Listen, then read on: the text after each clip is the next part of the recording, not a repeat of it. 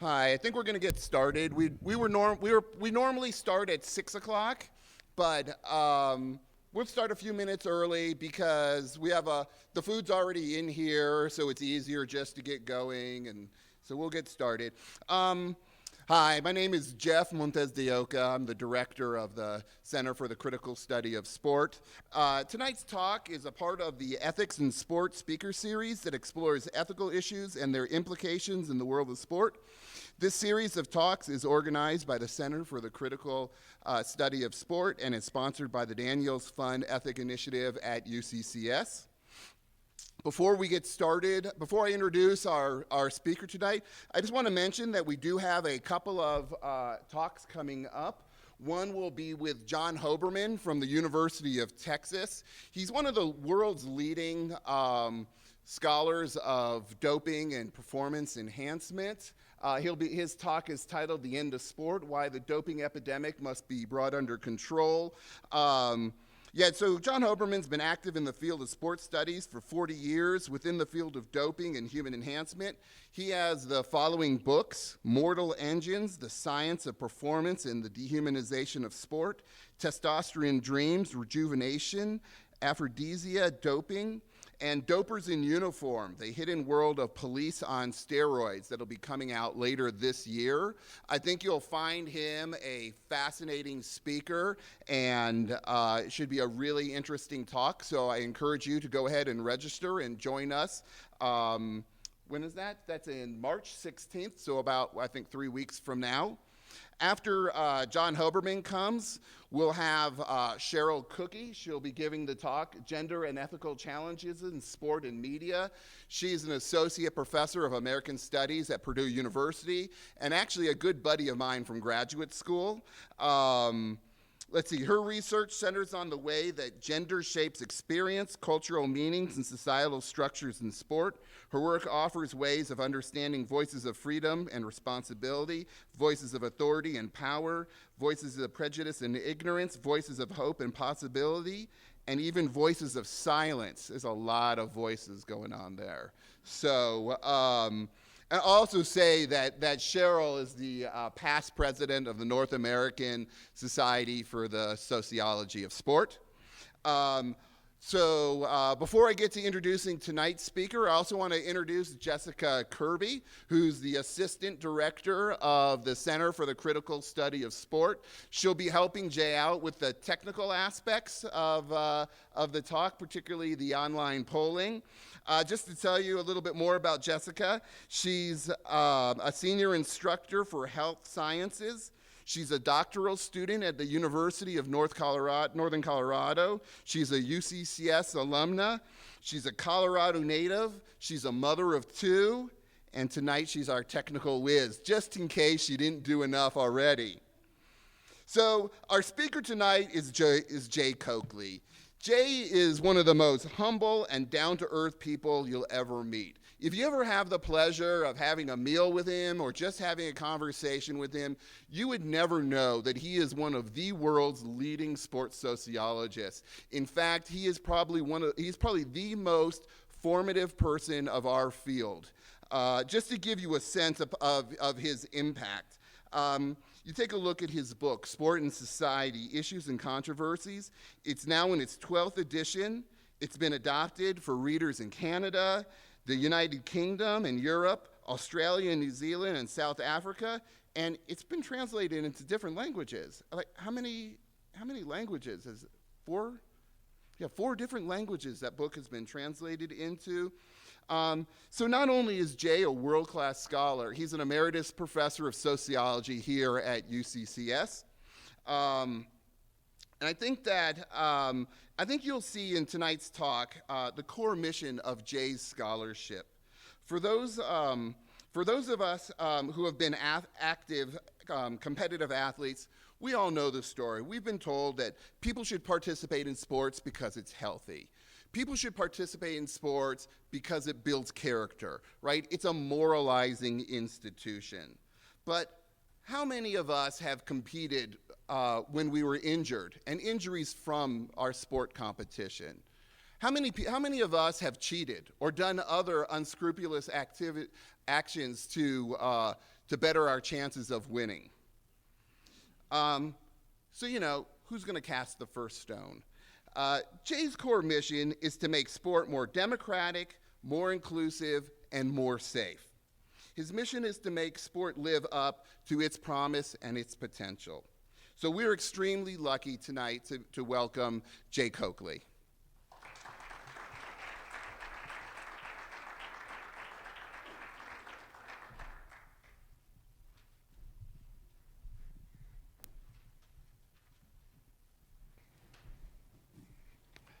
Hey, thanks, Jeff, and thanks to the center. Whoops. And thanks to the Daniels Fund Ethics Initiative for sponsoring tonight's program.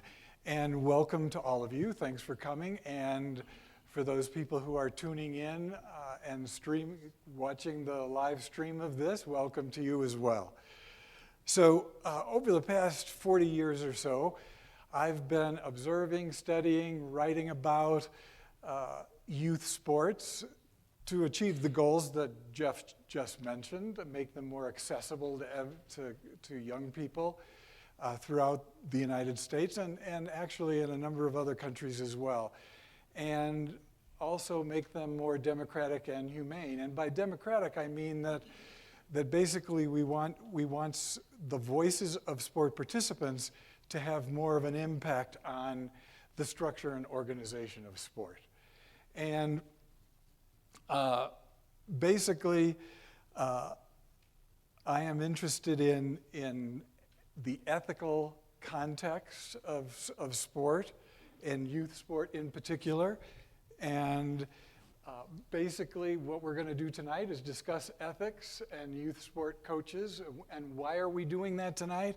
Well, for one reason, youth sports are unregulated in the United States. They are a fragmented, incohesive collection of programs that are organized around the interests of the adults who run them. And that's a little bit of a problem. We don't have any kind of a centralized authority in the United States. We're the only country, major post-industrial country, not to have a ministry of sport that provides guidelines for people who are working in youth sports.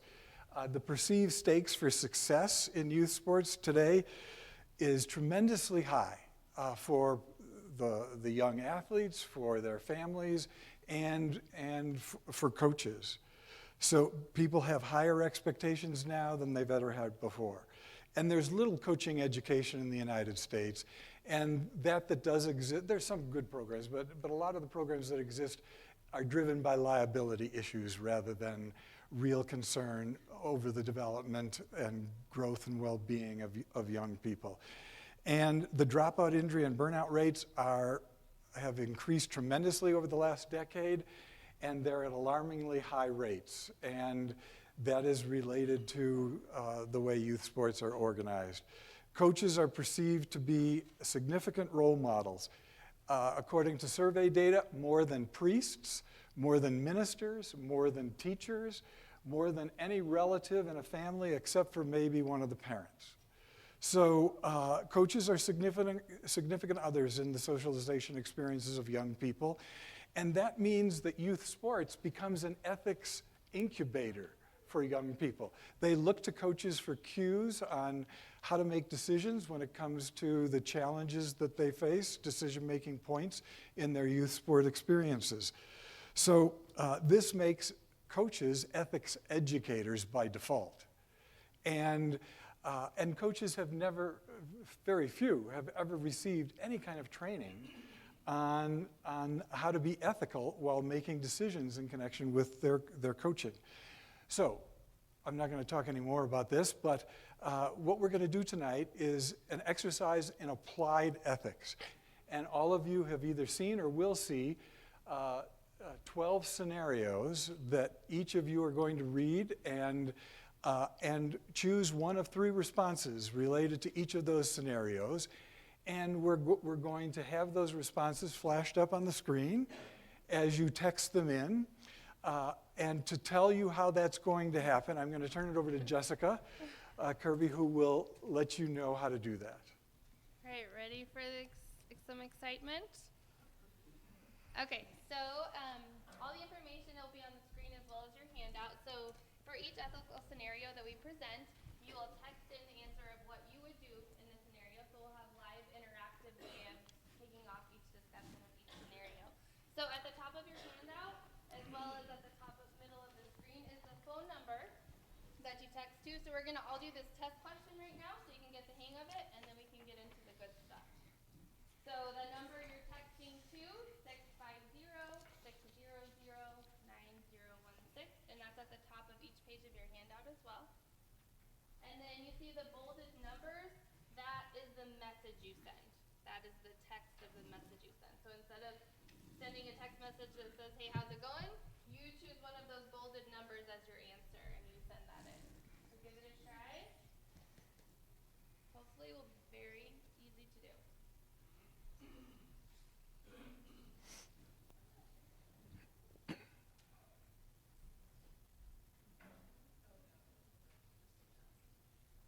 Yeah, just a test, no pressure. There's no right or wrong answer on this question. Everybody passes.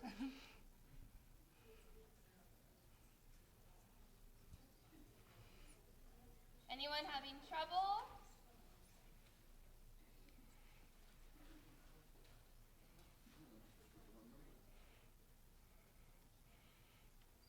Does it give you any type of confirmation? No? Okay. Well, You can only vote once. yeah, you can only vote once for each question. So think about your answer carefully when we get to the better questions. Does everyone feel comfortable with this process? Any questions? This is just a test question. So it's just ABC, so the numbers appear. And this test question's at the very bottom last. Yeah, the last page. So. It's after the 12th scenario.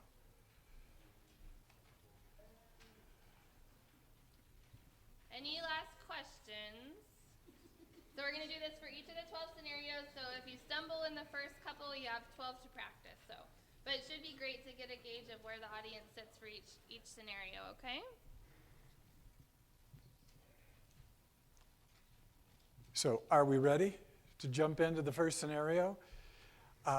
I know that you can see it and read it. I'm actually going to read it out loud, I think, so that everybody has access to the same information at the same time. So Bill coaches a team of 11-year-old boys in a tackle football league. Nearly all of his players attend the same elementary school, and just prior to the last game of the season, Coach Bill learns that Darren, his starting quarterback and best player, has been suspended from school for bullying a fifth-grade girl with a disability. If Darren does not play in this game, the team's chances of making it to the playoffs is slim.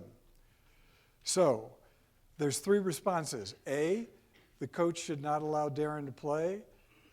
B, the coach should ignore the situation at school and allow Darren to play. C, the coach should talk with Darren's parents and the school counselor to determine what to do. So the text numbers are next to each of those responses. So if you could text in the choice that you make for that particular scenario, we'll see it on the screen. And I should have mentioned for anyone watching on the live stream, you should have the Google Doc attachment with the numbers to reference as well, so you can text in as well from home.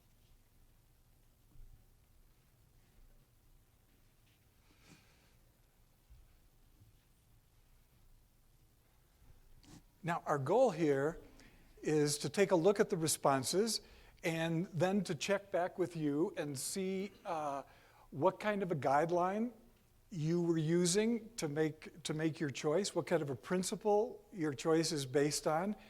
And if somebody can take some notes as we go along, at the end, maybe we can come up with a list of guidelines to help coaches work through ethical situations or ethical challenges. All right, so what we have here is that, okay.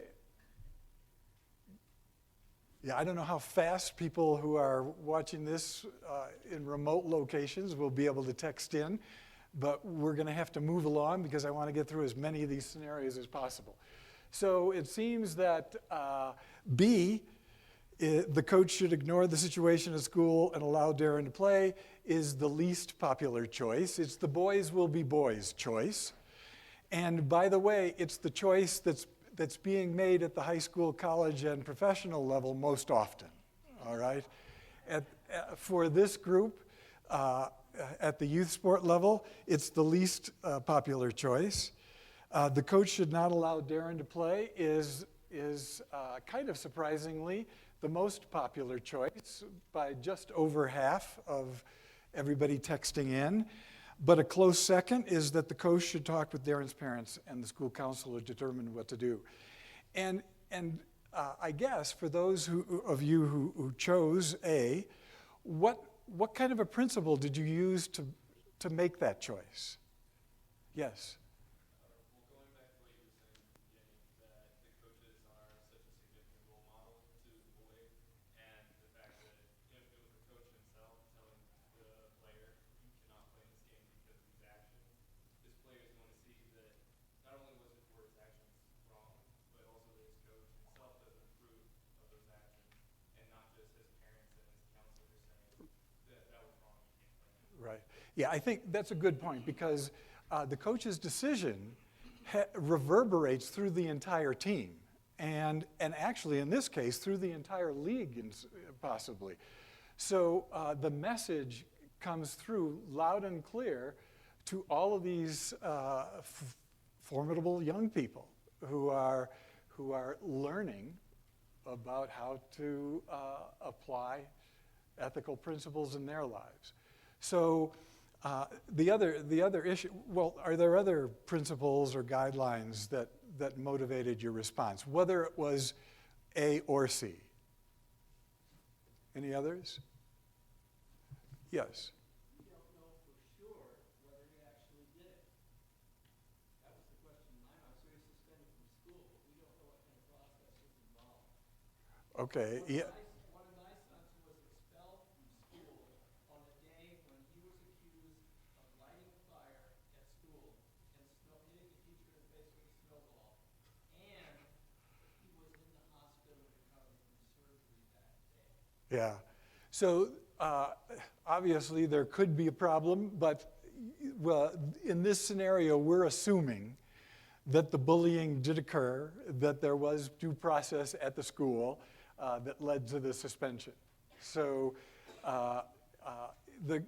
for the coach to know that is an issue. So that would have to be in the back of the coach's mind.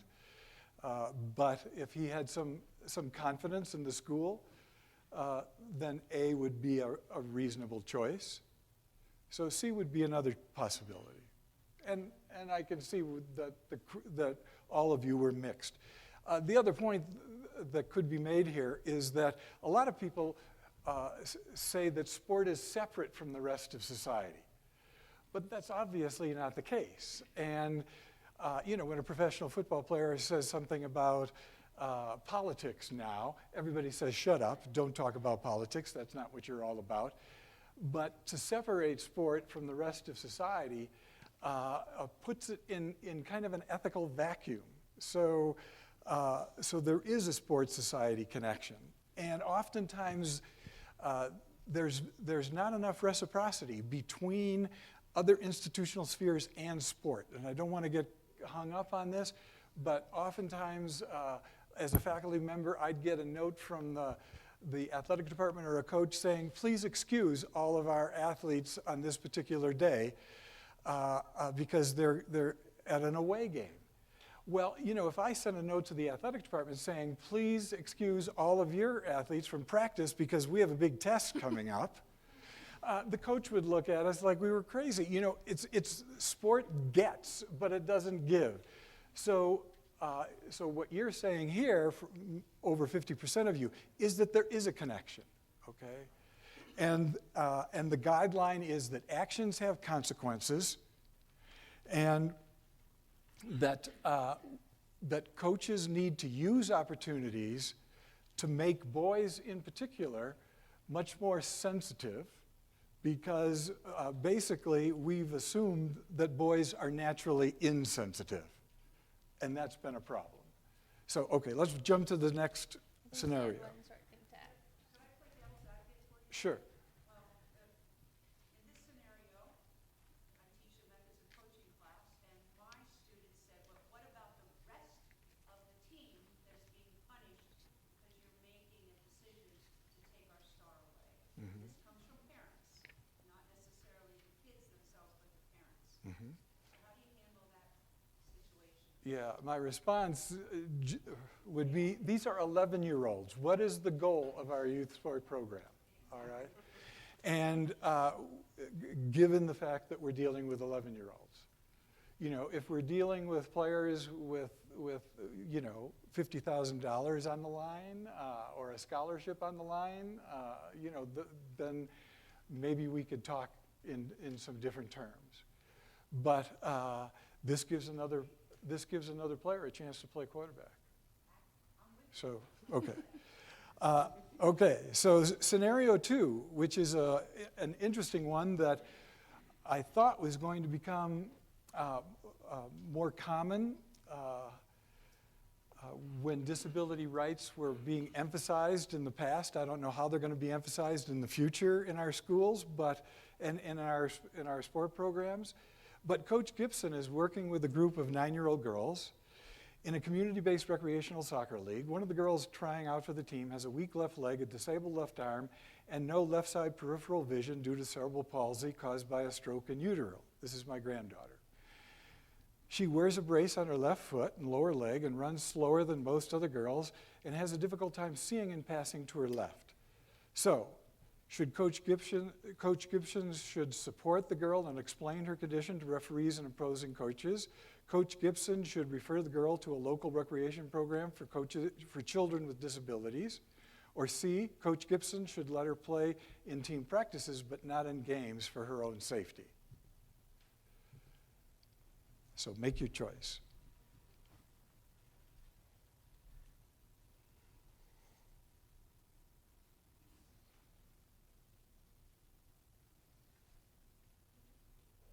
Whoa.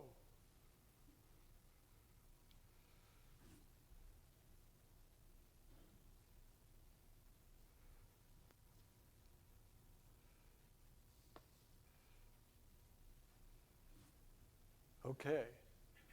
We're starting to see a pattern emerge here, and the majority of people, over close to 60%, chose A. Coach Gibson should support the girl and explain her condition to referees and opposing coaches. My granddaughter is 18 now, but when she was 9 playing soccer, not one coach in any of her experiences chose A. All right? You are making the choice. And what's the principle or the guideline underlying your choice? I just have a hard time with one part of it. This Coach Gibson should support the girl and Talk a little louder. should explain her condition to the referees and opposing coaches. And I guess I coach hockey, and I have an athlete who's on his left eye and is struggling with his left hand. It's competitive.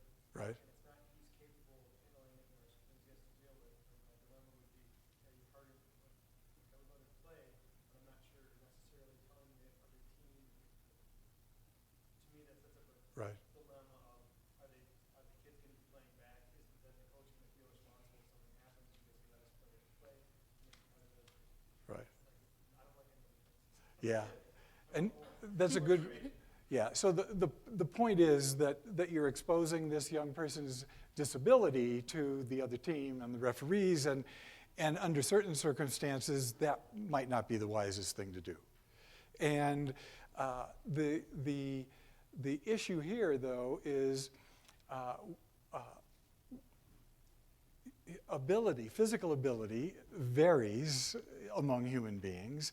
And when do we have opportunities to learn how to accommodate ability differences in our interaction and in our physical activities? You know, we don't get training in that. We enter sports settings where The focus is on the best, the winners, having better skills than other people. But there are few opportunities for kids to learn how to adjust game models and rules in order to be inclusive. And if we're talking about 9-year-olds, that's a good time to learn. If we're talking about 16-year-olds on a high school varsity team, that's a different story. Okay, so this is a teachable moment, but you have to be careful, as was pointed out, that you're not doing something that girl doesn't want done, or that girl's parents don't want done. So,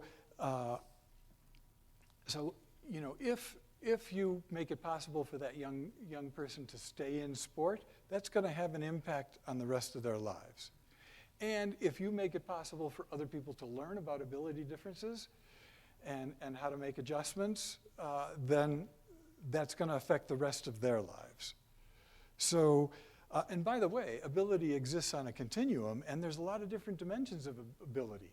So that 9-year-old, my granddaughter, could run 5Ks faster than 95% of the players that she was playing with on the soccer team. She can tie her shoes with one hand. She can button her shirts with one hand. She can zip her clothes with one hand. So, if we lived in a shoe tying sports setting, all of us would be disabled. She'd be the star of the show. So, we have to learn about how to accommodate ability differences regardless of our situations. So, plus, let me just read you from the Americans with Disabilities Act. People with disabilities must be allowed to participate in programs open to everyone as long as they and the accommodations they require do not threaten the health and safety of other players, cause undue burden for the sponsoring organization, or fundamentally change the sport being played. Threats to health and safety must be real, based on objective information, and unavoidable even after reasonable efforts have been made to eliminate them. It's the law. And it's been the law for over 20 years. So, that would fit with certain kinds of conditions attached to it. So, okay. So let's, yes.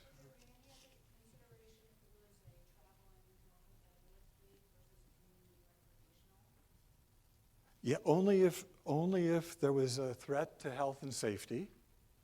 And for example, if her peripheral vision was causing her to have contact that wouldn't normally occur, and by the way, that's what happened. Because she couldn't see, she thought people were knocking her down when it was as much her fault as her opponent's fault. And what I wanted the coach to say to the opposing players was, you're going to knock her down every now and then because she can't see to her left, and that's okay. Just help her up. And, because then she won't think that people are out to get her. So that's a simple accommodation to make. So, if there was a danger, then that would be a problem, okay? If there was a real danger to health and safety, all right? So, and those are calls. We're dealing with borderline calls here on every one of these scenarios, okay? So number 3, a rule infraction unseen by a referee. This is a tough one. Coach Phillips has the highest rated 12-year-old football team in a Dallas, Texas competitive league. They're down 5 points with seconds to play. His halfback returns a punt down the sidelines for a 50-yard touchdown. The teenage referees did not see the halfback step out of bounds in front of Coach Phillips and his team bench, but the coach and the team members see it clearly. Time runs out, and the players and their parents rush the field to celebrate. So, A, Coach Phillips should report the infraction to the referee and have the game outcome reversed, because time's out. B, Coach Phillips should let the play stand and tell his players that referees make that referee mistakes are part of the sport. C, Coach Phillips should ignore the call and allow his players to enjoy their win.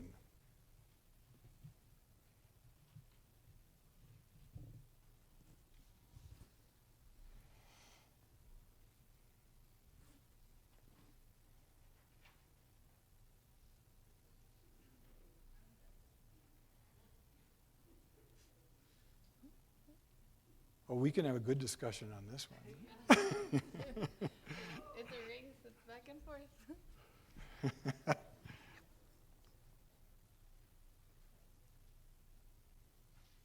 Okay, it looks like ignoring the whole situation is out for the vast majority of people. And although I'd like to hear from the people who did select C and see what the principle or the guideline would be, okay, if you want to volunteer that information. So what about the principle or guideline related to A or B? Anybody want to jump in?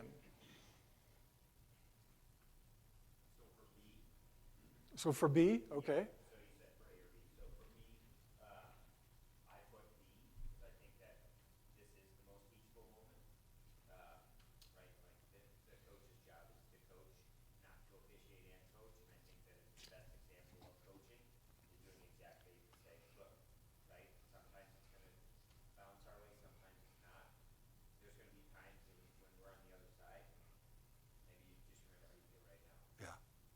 Yeah, so that's why I put teen referee in there, because one of the biggest problems in youth sports right now is getting referees, because they don't want to put up with the hassles that they're experiencing from coaches and parents.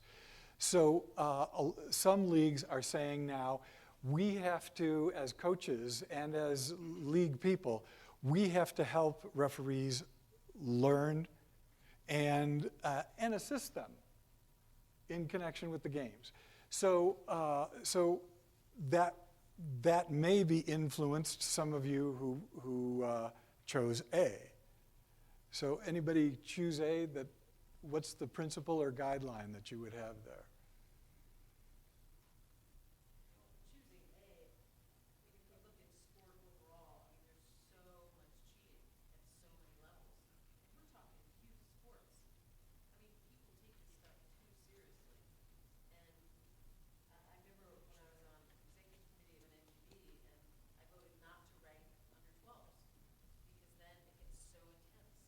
Mm-hmm. This is, to me, it's a teachable moment to say, you know, do what's easy or what's right. I mean, that clearly saw that that was not fair play. I mean, your player was out of bounds.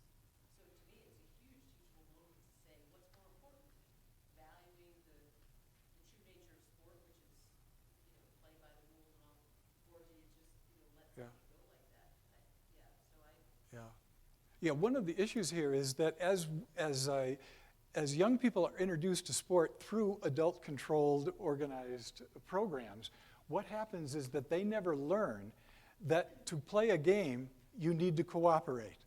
And you need to agree on what the rules are, and you need to enforce those rules yourself. That's what kids used to learn in informal games. And now, kids see the rules as something to get around, and the referees, you play to the level of the ref. And so learning to make ethical decisions within an organized sport context is very different than learning in an informal game context. So what do we want 12-year-olds to learn in this particular situation would be the question. And fairness requires cooperation. And cooperation is related to the rules of the game and how they're to be enforced. Now, you know, referees do make mistakes. That is part of the game when you get to be in the NFL or in college sports or high school sports. But at a 12-year-old level, I think we can debate that particular issue in terms of referees making mistakes. These are teenage referees. So yes, Peggy. Jay, I would have to agree with Alicia. I think we talked about the pillars of characters. What's the definition of sportsmanship and trustworthiness? And, you know, these young kids need to learn at a very young age.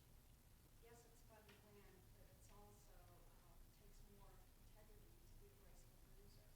So I think the coach is doing a real disservice by being dishonest, but his players know he's being dishonest. Yeah, I'd like to see games played every now and then without referees and have the children call their own plays, call their own fouls. And by the way, they do that in Ultimate. You know, Ultimate Frisbee, the spirit of the game. They make all their own calls. There are no referees. And it's a unique event to watch. So adults do this. Do we want children to learn how to do it is, I guess, the issue. And at what point are we going to say the referee's decision stands and they make mistakes, which obviously occurs. So we don't have instant replays in youth sports, though. Yeah. Yeah. So yeah, we could have a good debate on this if we had more time. But I can see why that most of you are split on this particular one. Okay. So let's go to scenarios 4, 5, and 6. And I'm going to cover those all three together because they all deal with a similar issue. And these are very important issues. So we'll do our responses to each. We'll go through each of them, and then we'll go back to 4, okay? So number 4, in her first paid coaching job at a nationally known youth soccer club, Sarah, a 22-year-old coach, regularly sees serious bruises on her star player's body. The player says that she got them while playing soccer with her older brothers and their friends, but Sarah has seen the player's father grab her by the neck, yell at her, and shove her roughly into the car after a couple of their games. The coach suspects that the girl is being abused at home. A, Sarah should talk to the player regularly during practices and ask if she really gets the bruises as she says.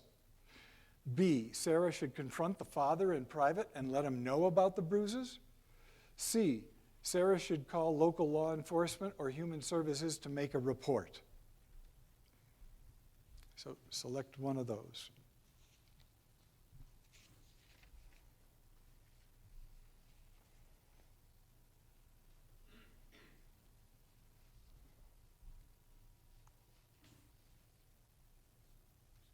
Okay. So it looks like there's a definite pattern here. So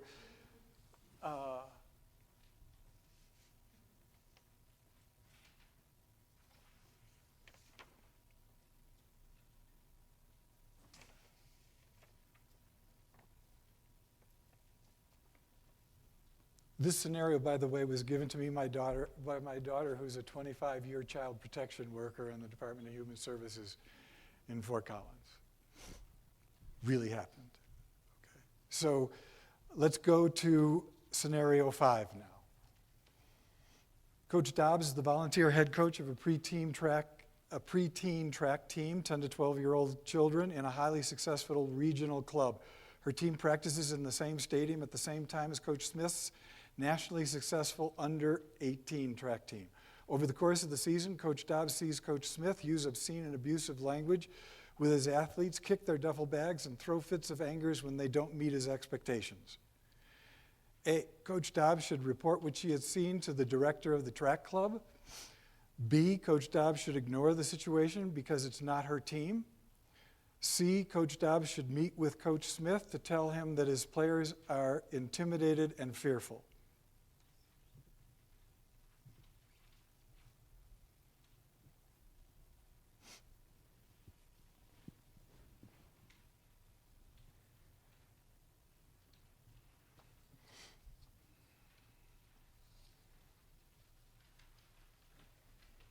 Okay. So the pattern seems to be pretty clear here. People are not picking B, ignoring the situation. So it's either talking with the fellow coach or reporting what she has seen to the director, which is the predominant response. Okay, so let's go to scenario 6. By the way, this scenario 5 is right out of the news at CSU. All right, Larry Eustace, the men's basketball coach, did that and worse. So I won't go into the details, but they reported it in the Coloradoan, and when they reported it, the Coloradoan journalist got so much flack about exposing the locker room They cut their subscriptions, they wanted the journalists fired, and they called them all sorts of nasty things. But anyway, scenario 6. Coach Clark is the new assistant gymnastics coach at a gym that has produced age group champions. Over the course of several months, he has noticed several situations in which the head coach and gym owner has touched 10 to 12-year-old female gymnasts in a clearly inappropriate way. He reports what he has seen to USA Gymnastics. So the choices here. A, USA Gymnastics should do a discreet investigation of this coach. B, USA Gymnastics should file a report with local law enforcement or human services. C, USA Gymnastics should wait until a gymnast or a gymnast's parents report a specific case of abuse.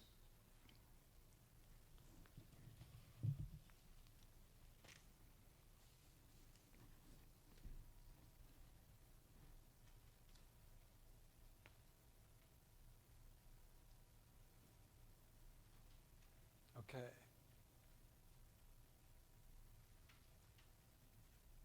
So looks like A and B. If you chose A, that's what USA Gymnastics did with this particular case that's headlines in the Gazette today and has been headlines in Indianapolis and USA Today for a number of days, if not weeks now.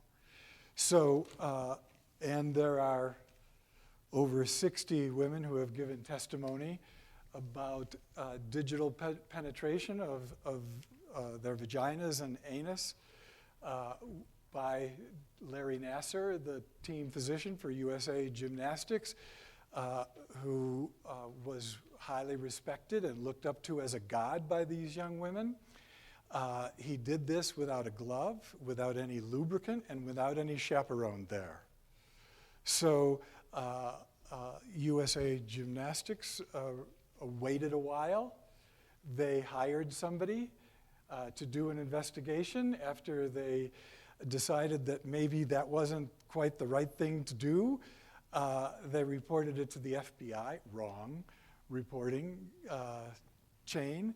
The FBI waited months to investigate this particular case. And according to the lawyers who are investigating this case, there are hundreds of young women involved. So, so this is a real life situation. And now let's go to the next slide because I want to take care of this because there's pretty much consensus on this. I want to take care of this by saying that there are laws that apply here. And the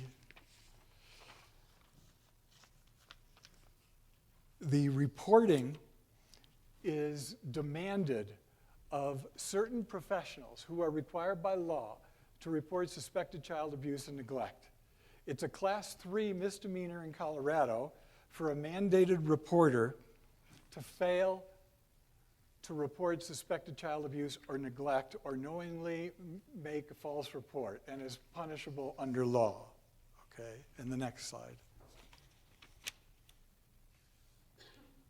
So, what is a mandatory reporter required to do? In fact, go to the next slide, Jess. Here are the selected categories of professions. You can go to the Colorado Children's Code and look this up. There's a whole page of the professions who are mandated to report. And the mandated reporters, the selected ones that I've listed there, you can take a look at. And the ones that I've highlighted are a public or private school official or employee, any coach who's paid at a public or private school, any director, coach, assistant coach, or athletic program personnel employed by a private sports organization or program. And employed here means an individual who is compensated beyond reimbursement for expenses related to the private sports organization or program. All right? And go back to the last one, Jess. Thanks. So what's a mandatory reporter required to do? Any person on that list if that person has reasonable cause to know or suspect that a child has been subjected to abuse or neglect, or observe the child being subjected to circumstances or conditions that would reasonably result in abuse or neglect, the mandatory reporter shall immediately upon receiving such information report or cause a report to be made of such fact to the county department, the local law enforcement agency, or through the child abuse reporting hotline system. You don't report it to the director. You don't report it to somebody else and wait for them to do something. You call right then to local law enforcement or the Department of Human Services in your area, period. That is the law, and it's a misdemeanor for you not to do that. And you will be tried. So, if we go back to the first abuse case, reporting case, scenario 4, and look at the responses there. So is it that one? Yeah, okay. So Sarah should talk to the player. What was the principle there? Anybody? I mean, that's not the legal response, but what would be a justification for that? So, according to my daughter, that's one of the worst things you can do, all right? Because once you talk to the player who's being abused by, if the player is being abused by the father, they're going to use you and what you have said and the questions you've asked to confront the father. And then you're going to have a man who's very, very upset. And you better watch it when you're walking to your car. All right? And if you're not in danger, that young girl is going to be in much more danger now that she has disclosed this to the coach. So you have put her in serious jeopardy if you talk with her, because you don't know exactly what she's going to do with your conversation. And confronting the father would put everybody in jeopardy, all right, if there's abuse going on, okay? So the legal thing to do, and the reason it's legal here, is that she's got a paid coaching position. That's the key part of that scenario. If she was a volunteer coach, she wouldn't be bound by the law in the same way as a paid coach, all right? So, and this is a major issue. The USOC has developed Safe Sport. They started in 2010. Finally, in 2017, 7 years later, they finally got an office going, or will have one going in Denver that's autonomous, separate from the USOC, because there is so much of abuse-related issues in youth sports. Okay. So, and I don't want to cause a moral panic here, but we're dealing with vulnerable young people who are subject to abuse by people who they know, by relatives, or by other coaches. So which is the reporting possible abuse B. So if we go to the outcomes for B, this is the volunteer coach. Coach Dobbs should report what she has seen to the director of the track team. Because she's a volunteer, she doesn't fall under the law. So reporting it to the director would be an appropriate thing. I didn't put in there reporting it to local law enforcement or human services, but that would be another alternative for her. She's just not mandated to do it, all right? So, and a lot of coaches think that certain forms of abuse, they don't call it abuse, they call it toughening their players up. And so they feel that using obscenities, demeaning them, is somehow developmental. And it's not developmental for NFL or NBA players, and it's certainly not developmental for 10 to 12-year-olds. So although the CSU coach, who used the F word all the time, every other sentence, called his players effin', C blank blank TS, threw cans of soda against the board, had it explode all over, kicked things all over locker rooms, threw chairs on the floor, grabbed players' faces and forced them to look at him in the eye while he demeaned and read them the riot act. They did this investigation. The athletic director said he should be fired. The president of the university said, well, that would be a whole hassle, bad public relations, legal expenses. So let's keep him on. We'll slap him on the wrist, put him in a little professional development, and give him a $200,000 raise that year, which is more than the raises that I got through my entire career, 40 years of teaching. But, and by the way, if a teacher did any of this, we'd be gone. No questions asked, no committee constituted, we'd be gone. This is the highest paid teacher at CSU. Second highest, the football coach is the highest. But, so these are children that we're talking about here, and the report has to be made to the report should be made to the director of the track club, if not going to law enforcement. So, scenario 6,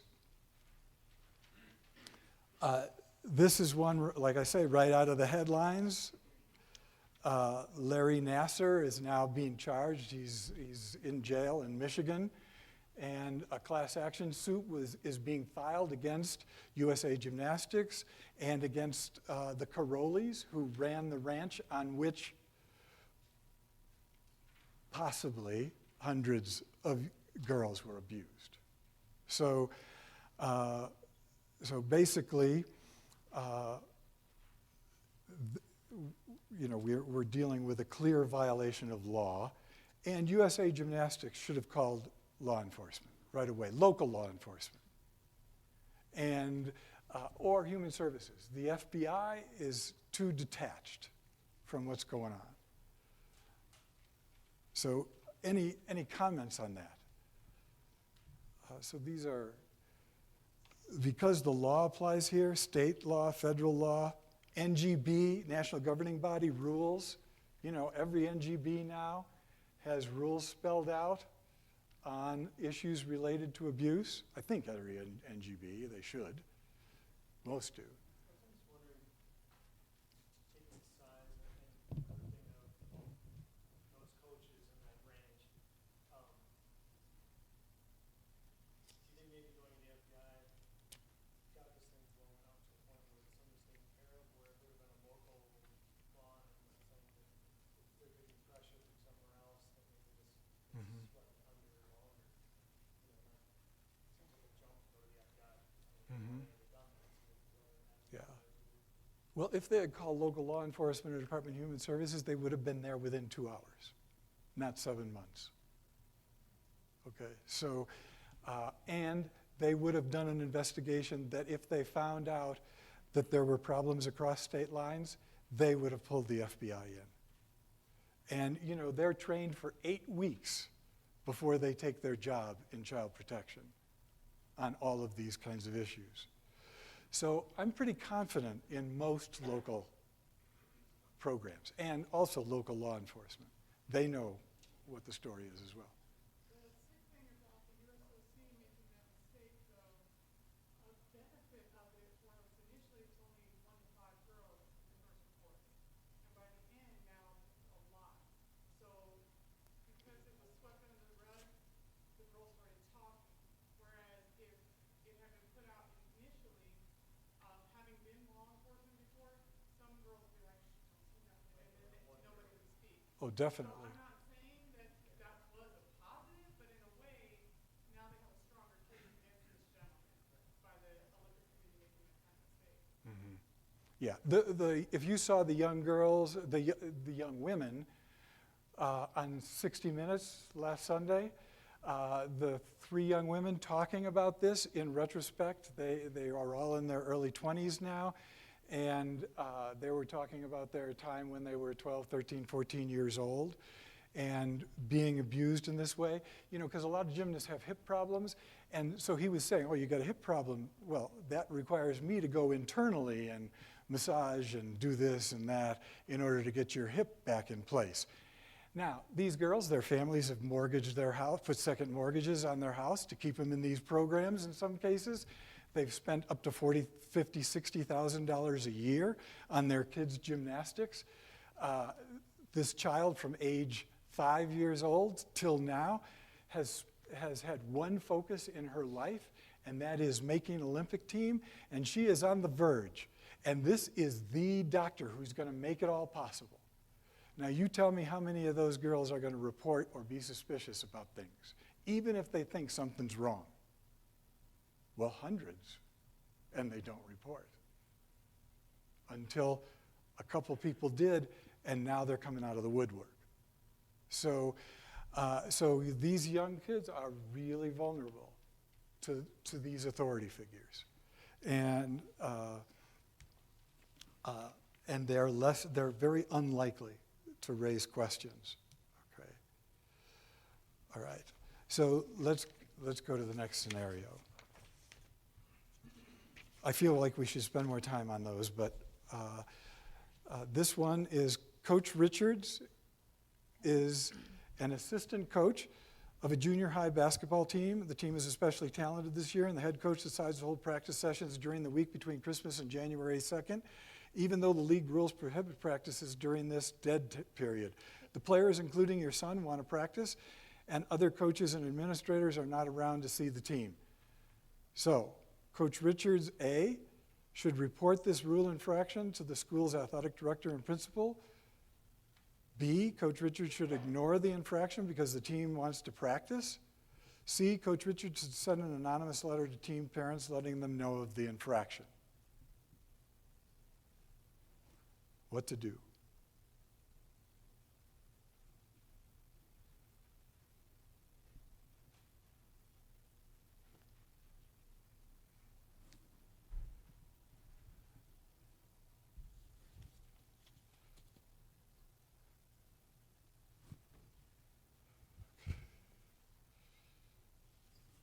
So it looks like consensus is emerging here with almost 90% of people responding A. And so what's the guideline or the principle here that leads you to choose A? It's a rule. Okay, that's pretty straightforward. Okay. Can you think of any ways around, are there any possible other responses? I only use 3, but is there a fourth response that maybe you'd like to see in there? Talk to the coach? Yeah, that would be a possibility.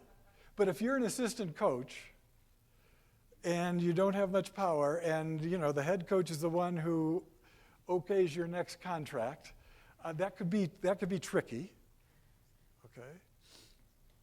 One of the other possible responses would be the coach says to one of the people at the school, I'd like to have an open gym here. And make explicit to the players, this is not mandatory, but if you want to come and have pickup games or shoot around, and sweep the gym afterwards, and do that, be responsible, maybe that would be an alternative. But too often, sports interferes with family life, and if I don't know about your family life, but between Christmas and New Year's and in the family that I'm a part of, that's when we make our plans. And if some coach says, you've got to go to practice during that week, we're going to be really upset. And if that child doesn't go to practice and gets benched, then we're really going to be upset. So, I didn't put parents in this one, but, parents have made plans, man. You can't call practice when that's a dead period. So it's a rule. And people have acted on the basis of that rule. So that's a pretty clear guideline. So scenario 9, I wanted to get to this one for sure. You are the coach of a community-based junior rugby team. During a game, one of your players is tackled and his head hits the ground hard. He gets up slowly and wanders around for a few seconds before returning to his position. You're familiar with research on traumatic brain injuries among young people in contact sports, so you take him out of the game. Your league doesn't have a concussion protocol, and the player's parents object to your decision and want him back in the game. A, you stick to your decision and ask the parents to keep an eye on their son for the next week during which he cannot practice with the team. B, you return the player to the game because his parents are ultimately responsible for his safety. C, you keep the player out of the game but allow him to practice so you can keep an eye on him.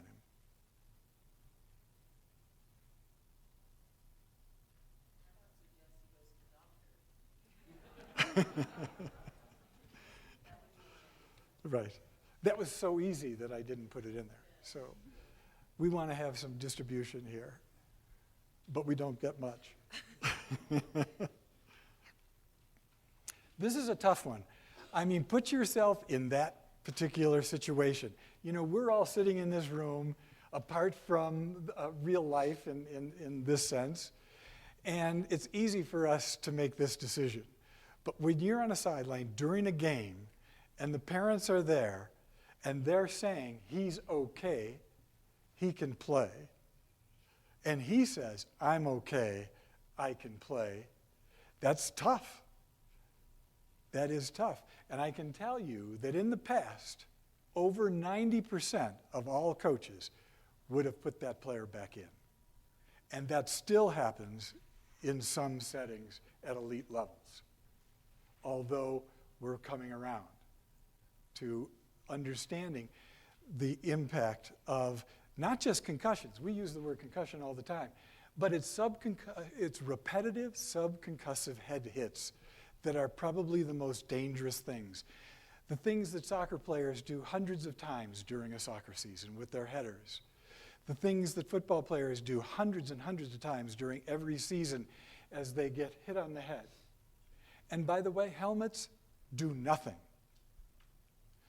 What happens with a concussion or a brain trauma is when your brain hits the inside of your skull because of a sudden stop or because of a sudden jerk, rotational force. Helmets do nothing to stop a brain from hitting the inside of your skull. All right? It prevents skull fracture and your brain spilling out on the field. But it doesn't prevent brain injury. And a child's brain is much more susceptible to injury, a developing brain is much more susceptible to injury than a fully developed brain. And one of the reasons for that is that tau proteins exist in the brain to stabilize the cellular structure of neurons, all right, tau proteins. But when your brain hits the inside of the skull, what happens is that tau proteins think that there's instability in neuronal activity. So they gear up, reproduce, get to that spot. And because they feel that there's a need for them. And depending on where and how much this occurs, there can be temporary or permanent disruption of neurological function because the tau proteins form plaques that keep neurons from communicating with each other. That's what dementia is all about. That's what chronic traumatic encephalopathy, CTE, which cost the NFL $1 billion so far. My prediction is it'll go up to $3 billion before it's over, because a number, I'm not going to say the majority, a number of former football players who started especially when they were kids. If you play from age 6 through high school, you're in trouble, possibly, because of this. That's why there's such a big issue now related to football and its safety. And a child's brain is not like your ACL. You know, you can limp around with a bad ACL. You can put up with that ACL pain. But when you have the onset of CTE, what happens is that you have memory loss, low impulse control, erratic behavior, impaired judgment, depression, aggression, balance problems, and gradual onset of dementia. Okay, that's serious stuff. That's not an ACL or a meniscus or an MCL or Tommy John surgery or a shoulder replacement. So that's your brain. So there was an issue or question. Did you have Yeah, a... I was gonna say, I think that the NFL is actually helping change this for these sport coaches. Mhm. A lot of people watch football on Sundays and see star players get held out. Mhm. That I think it's easier for a coach to make this decision than probably 5 years ago. You're right. It's easier for a coach to make this decision now than it was 5 years ago, certainly. We didn't even know any of this stuff 5 years ago in popular culture. I mean, there's a few medical people who knew about it. Okay, yes. I just want to mention, there's laws in place right now for any of the youth. I'll speak to soccer because that's what I'm a part of. If a child suffers any type of a head injury, the referees are asked and they go through training. And any coach above U11 also has to go through that training. Right. It's a state law here in Colorado. Right. And many of the other states have adopted it. I don't know that they've done everything that they can for concussion protocol, but U.S. Soccer has Right. started a great deal of it, so Yeah. there are a lot And they're even eliminating headers for kids under a certain age, yes. I was gonna say, like, I coach youth lacrosse and we're trained for that, but one of the things that's really interesting about this topic, like my huge pet peeve, is we still celebrate by hitting people on heads. Or we turn it, and like, that's another interesting question. I go to coaches' meetings and I'll say, please tell your players not to pat or don't hit your players on the head. Yeah. We're coaching coaches that this is really bad, and then as soon as the player scores a goal, they're head butting and we're hitting kids on the head. It's like anything to the head is bad news. So it's Right. interesting. We Yeah. see it in games, but we don't necessarily see it other places. Yeah. If I told you right now, I want your son or daughter to go to that wall and hit their head on it 1,500 times and do that every year for the next 5 years, which is what happens in soccer and in football, you'd call me crazy. Meanwhile, it's been happening, and parents have been paying for it. So there's need for more awareness here. Okay, scenario 10. Do you want to skip to the specialization one since we're about at 7? Okay. Do you want to skip to 11? Yeah, let's skip to 11. Specialization. Eric Pike is the founder and manager of a well-known private competitive volleyball club. To make year-round living for himself and his highly qualified coaches, he demands that the 11 to 15-year-old players participate only in club soccer for the 50 weeks a year in which he runs competitions and camps. Parents pay at least $4,000 per year in club dues and camp fees. He knows that sports science research clearly shows that athletes in such a program have higher overuse injury and burnout rates than occur among multi-sport participants, and that specialized club players don't have an advantage in being recruited for college scholarships when compared to multi-sport athletes. So what should Eric do? Eric should continue marketing his program as the best alternative for young volleyball players. B, Eric should reduce competition and camp schedules so that young people can play other sports each year. C, Eric should demand that his coaches spend 50% of practice time playing other sports and informal games during practice itself.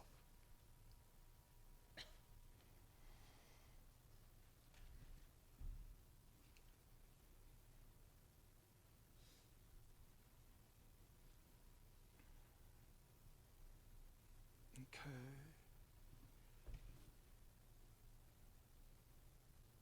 And I don't want to influence your answers here, but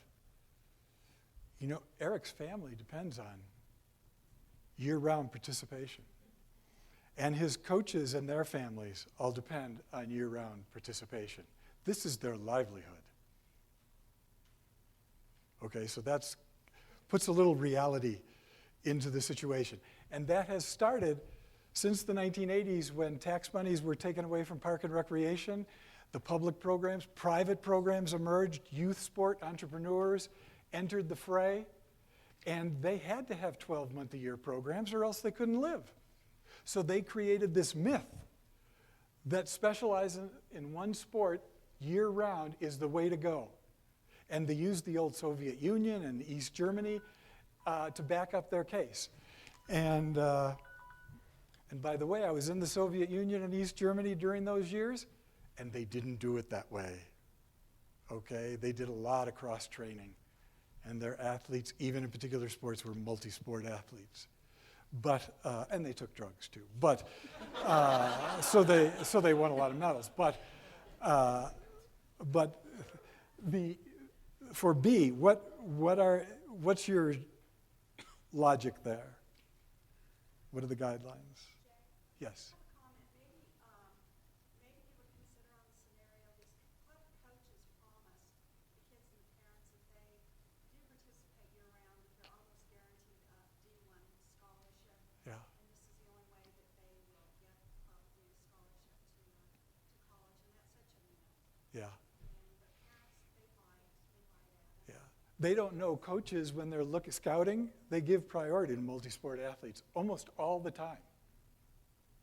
And so this is part of the myth that has been perpetuated by the youth sport entrepreneurs whose livelihoods depend on this kind of participation. Another response here would be have those youth sport entrepreneurs get together with their peers and develop a 4-sport club. And you would have 4 seasons during the year, and you would have competitions in each of those sports for those 4 different sports, and you'd still have dues for the whole year. It's just that you'd exclude about 70% of the population that can't afford your club, okay, which is already happening. All right. So specialization is a myth in terms of developing skills. And 50% of all pediatric sport injuries are due to overuse and repetitive use. So the orthopedics people now who are doing Tommy John surgeries, 400% increase in the past 10 years in Tommy John surgeries on the elbow for pitchers who are throwing too many pitches and playing too many months during the course of the year. MCL and ACL surgeries among kids under the age of 12 have gone up hundreds of percent. Okay? So what happens when you play one sport is that your body doesn't develop a balanced musculature. And you make yourself susceptible, in addition to repetitive use injuries, you make yourself susceptible to other injuries as well. So when kids play a lot of informal games and multiple sports, they were much less likely to have injuries. And by the way, they were much more likely to participate through the life course. Kids who play specialized sports eventually get to a point where they don't play that sport anymore, but they've never had experience playing other sports, so they sit on a couch, and then we've got diabetes, and we've got obesity, and we've got one of the highest obesity rates in the world. So those are issues that we really need to address, because the vast majority of kids now are playing one sport year-round. They play 2 seasons, they play tournaments over holidays, and they play in summer camps or camps between seasons. So that is something that we really need to educate parents on as well as coaches. And there are alternatives for these coaches. Multi-sport clubs, duh. Okay, that seems to be reasonable. Okay, so we're out of time, and I really appreciate you hanging in there. We didn't talk about 10, which is a real live case, health and well-being of athletes, on taping the girls' legs. You know, I remember Kim Zemeskel back in 1991 saying, you know, if they did an X-ray of our bodies, they'd find that our bodies are riddled with stress fractures. She was a gymnast. And the X-rays do show that if you've been doing gymnastics for 5 years or so, hitting that vault and hitting the landing, that your bone structure in your wrist and hand starts to look like the bone structure of a 4-legged bear rather than a human being. It changes the bone structure. And gymnast's wrist is just a part of the game, hitting those vaults And so Dominique Mociano, she had so many stress fractures in her what's this bone, the tibia? Yeah, that they thought that when she landed off of a vault that her legs would explode. Okay.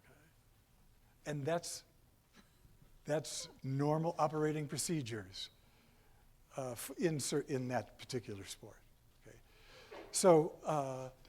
So these are some of the ethical things. I'm going to try to pull together some guidelines that we haven't had a chance to do and post them online through the Center for Critical Study of Sport, and that has a web page, but that would be one way that you can access that material. And I'll put all of these scenarios, I'm going to revise a couple of them. I'll put them all online. If you want to use them in your sport organizations, I have 10 other ones that I'm developing that I will add to them over time. And I've got a whole list of other ethical quandaries that coaches face.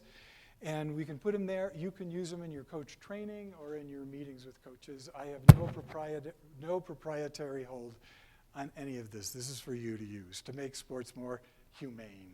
All right. So take care. Thanks a lot for coming.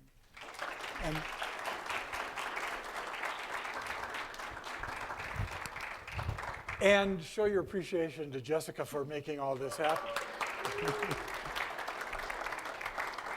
So thanks, Jessica.